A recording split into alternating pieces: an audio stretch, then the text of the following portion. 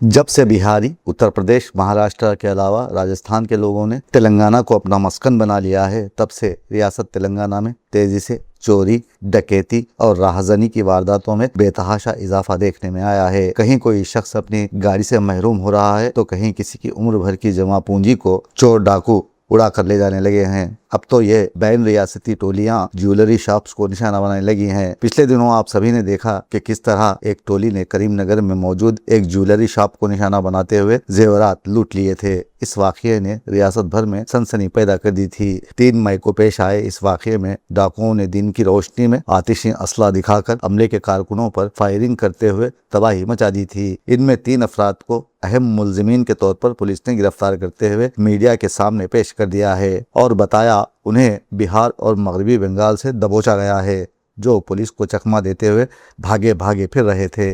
उनके कब्जे से मसरूहा माल के अलावा पिस्तौल और डकैती में इस्तेमाल होने वाली गाड़ियों को भी बरामद कर लिया गया है। पुलिस ने इस बात की भी तस्दीक की है कि सुबोध सिंह, जो कि बिहारी है, बिहार का एक इंतहाई मतलूब मुजरिम है, जिसे वहाँ गोल्डन थीफ के नाम से पुकारा जाता है, जो इस डकैती का मास्टरमाइंड था। मजमूई तौर पर 13 अफराद इस डकैती में बिलवास्ता मदद करने में शामिल हैं। 3 अफराद को गिरफ्तार कर लिया गया है, जबकि मजीद 10 मुलजिमीन की तलाश में पुलिस मसरूफ अमल है। अवाम की बरसों की मेहनत को एक पल में लूट कर खुशियों भरी जिंदगी को गम के अंधे कुएं में ढकेलने वाले गिरफ्तार जरूर हो रहे हैं, फिर यही दूसरी रियासतों से आने वाले खुसूसन बिहार और उत्तर प्रदेश के मुजरिमीन यहाँ आकर मुकामी अफराद को लूट कर उनका कत्ल करके फरार हो रहे हैं। तो ऐसे में तेलंगाना की अवाम को होश में आ जाने की जरूरत है और ऐसे अफराद को नौकरी पर रखने से गुरेज किया जाए, जो दूसरी रियासतों से यहाँ आकर पनाह की तलाश में रहते हैं और भरोसा जीतने के बाद अपने ही मालिकीन का कत्ल करके फरार हो जाते हैं।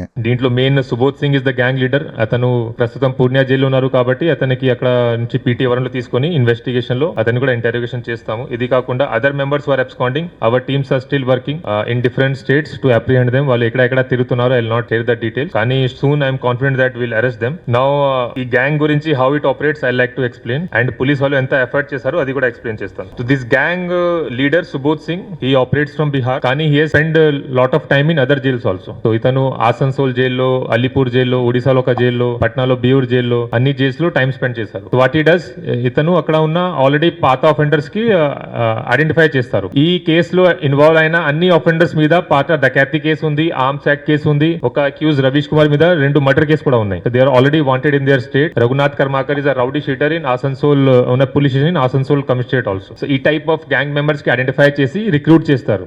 He provides regular salary also some times.